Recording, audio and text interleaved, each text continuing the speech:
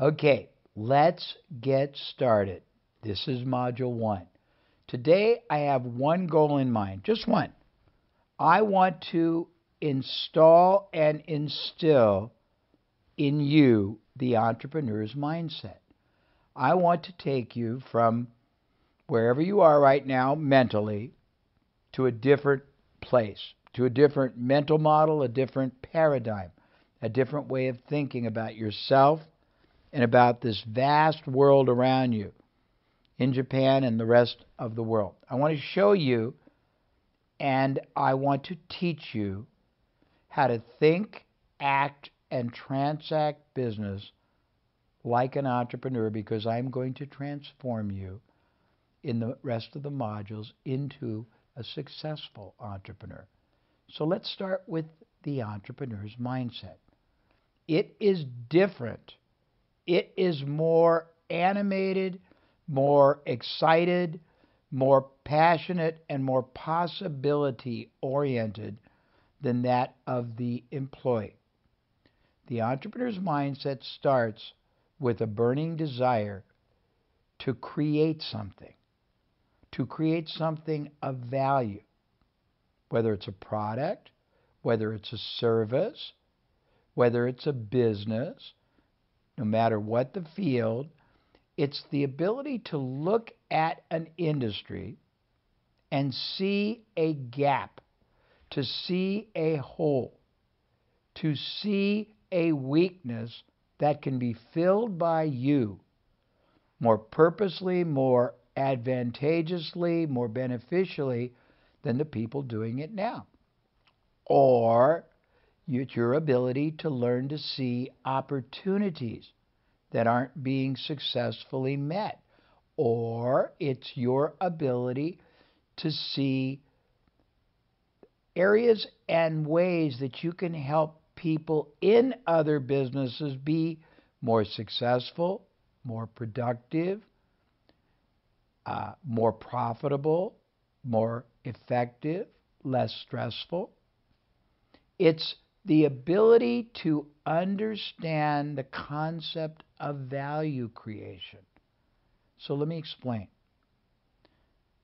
Most people don't even know this, but in our lives and in business, we are rewarded and we are successful in direct proportion to the problems we solve for others, the quantity of problems, the quality of problems, the significance of problems, and or the opportunities we create for others.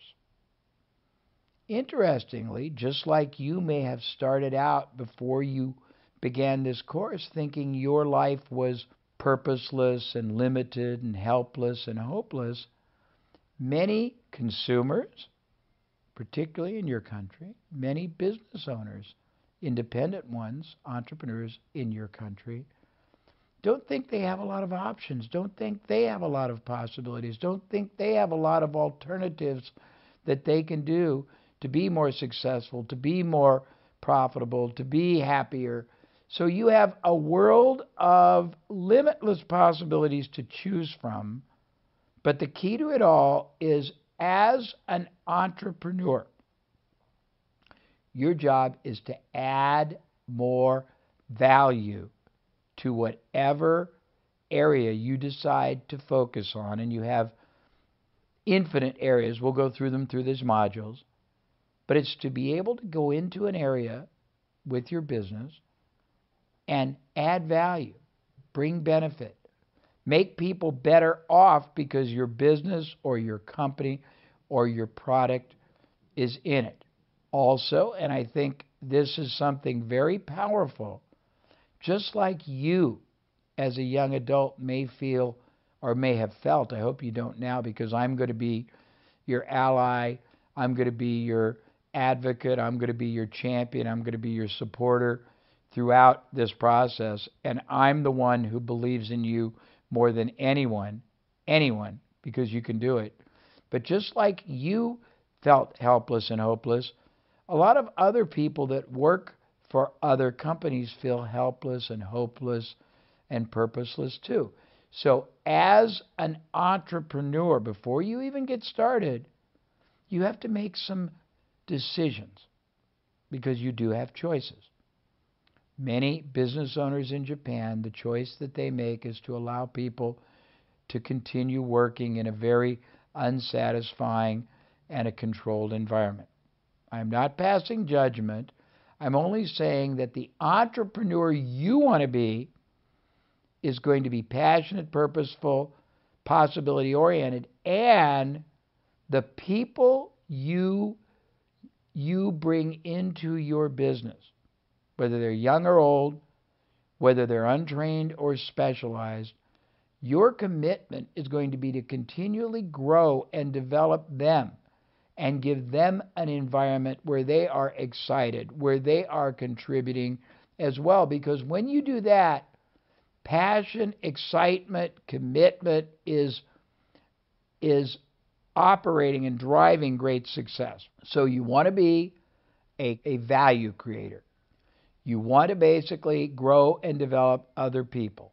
You want to be able to add meaningful value by solving problems or creating opportunities for the people that your product, service, or business contributes to.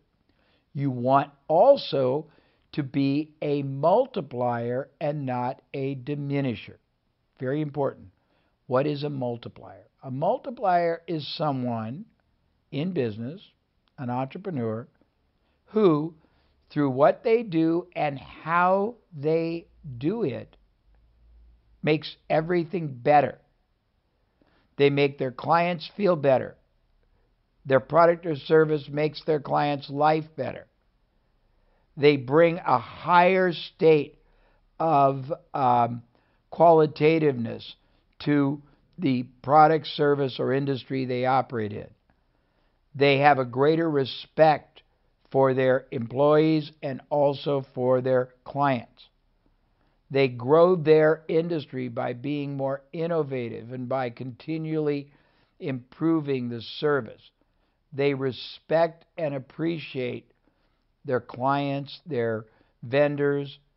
They are starting every day with a passionate focus on how many people they'll be able to add value to each and every day in as many ways as possible. A multiplier tries to multiply the impact their company, their product, and their service makes in the market. They never look at it as a commodity. They are not competing because everyone else is really operating with a totally flawed mindset.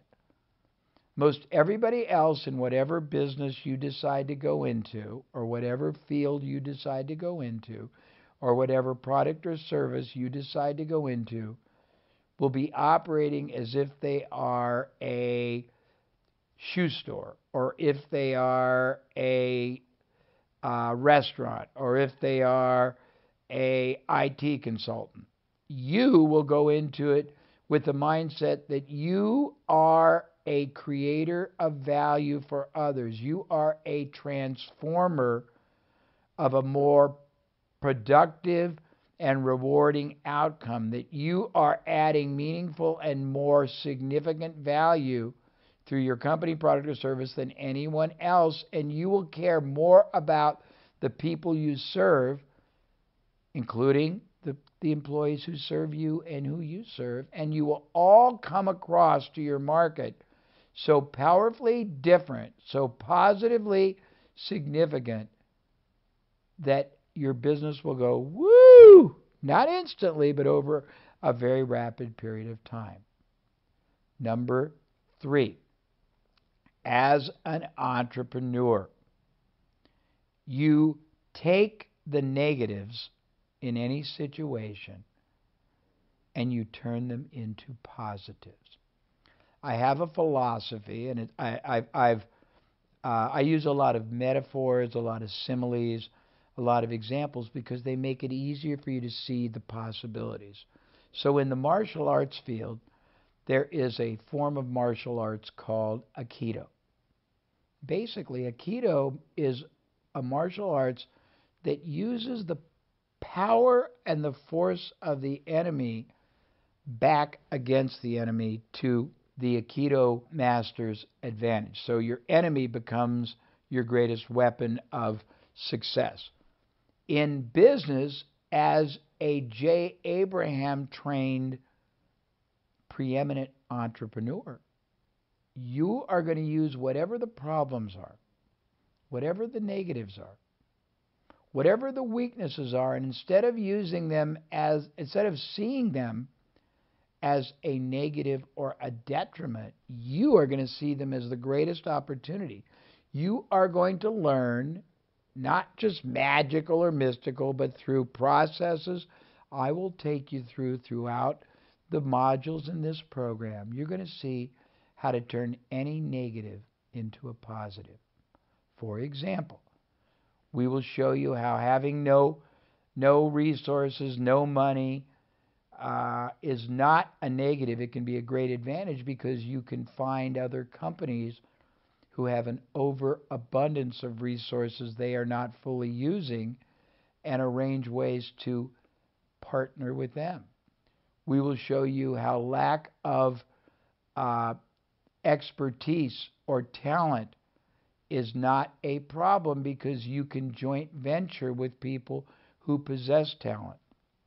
We will show you how you can penetrate any and as many industries in as many different product or service categories as you want by merely finding and making associations, alliances, and partnerships with other people who already own the trust and access to the market you want to sell to, market to, penetrate. We will show you how to ethically leverage up, meaning harness over 100 different elements of other companies' resources. We will show you that in any situation, what you think is your problem is really the opportunity to fill a problem for someone bigger. All you have to do is figure out who they are and what your advantage is to them, and people will eagerly do business with you, for you, partner with you, support you, finance you. We're going to teach you all of the different amazing choices you have. Let me share a few right now. Just a few.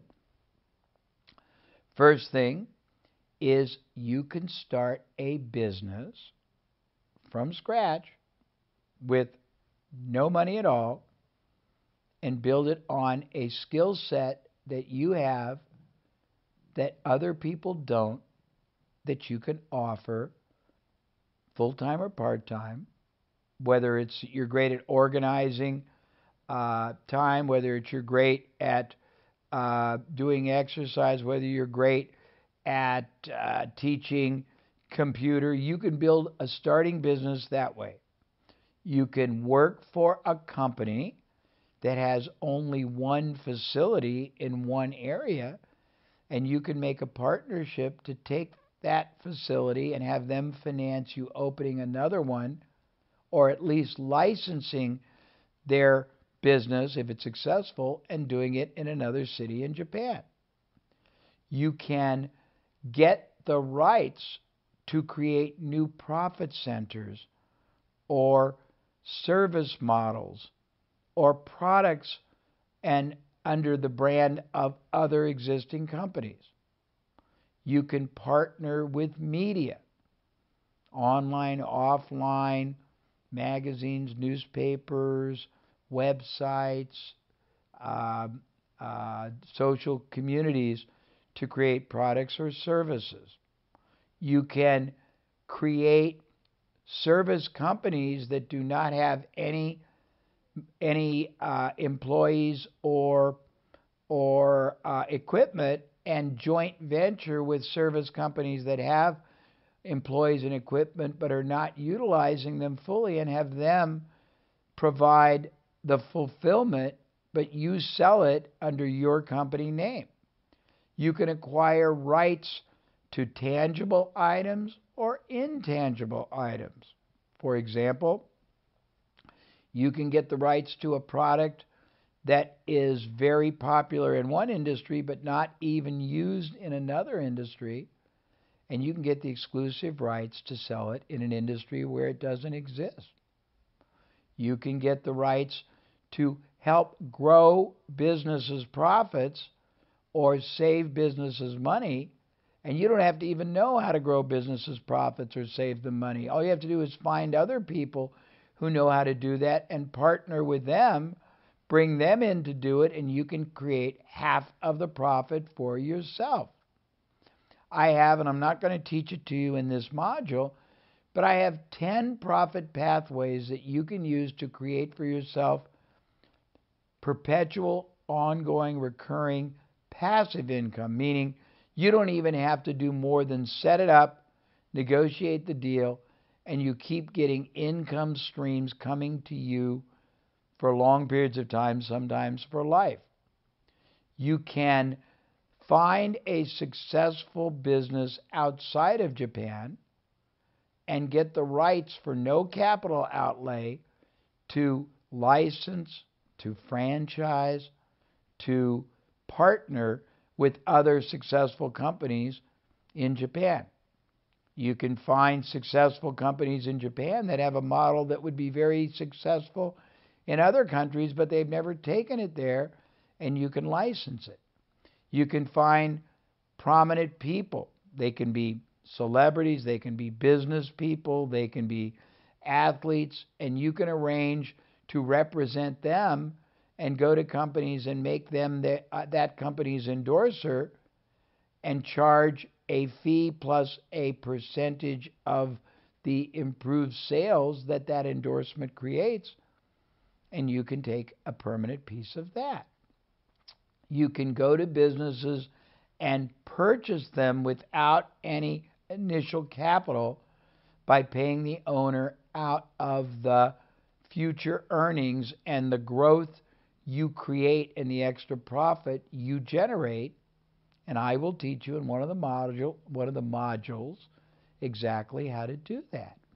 You can, this is so much fun, you can go and buy the rights to a kind of a business outside of Japan, bring it to Japan, and partner with a large facility. For example, here in the United States, there's a man that got the rights to a certain kind of a fast food restaurant, and then he went to large gas stations on the highways, and he relicensed them the right to put those restaurants inside their gas stations.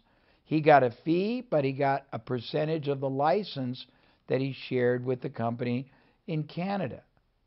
There are people that just tie up or secure the rights to something and then sell those rights to someone else. Now, let me give you a few real examples, and I'm just introducing you. We're going to go through specific modules over time that help you really get clear on this. But number one, great story. I'm going to expand your mind with a bunch of stories.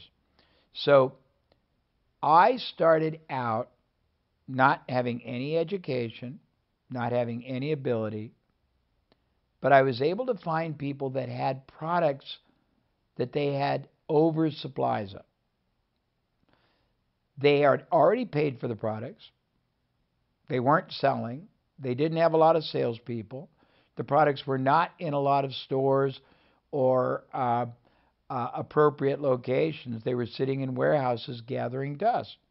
I made an arrangement to get control of those products and take them to retail stores, take them to restaurants, take them to hair salons, take them to health clubs, and place them in their facilities on an arrangement where nobody paid for the products until they had sold. And when they paid, they got to keep a share, I got to keep a share, and the other company who had the product in their warehouse got to keep a share. I did this about 10 different times. The first time I did it, I had no money, no skill, I had no capital to pay for the product, but I was able to get control of $500,000 worth of product in one category. I was able to set up arrangements with 40 stores who sold it for me, and I started making $4,000 a week, every week, without any investment starting 3 weeks later. I did it again with a totally different product that I put in drugstores all over my city, and I started making $4,000 every 2 weeks from that one. I did it with another product that I was able to take to media, and I made $50,000 a month doing that. And I'm going to teach you all the ways I did it.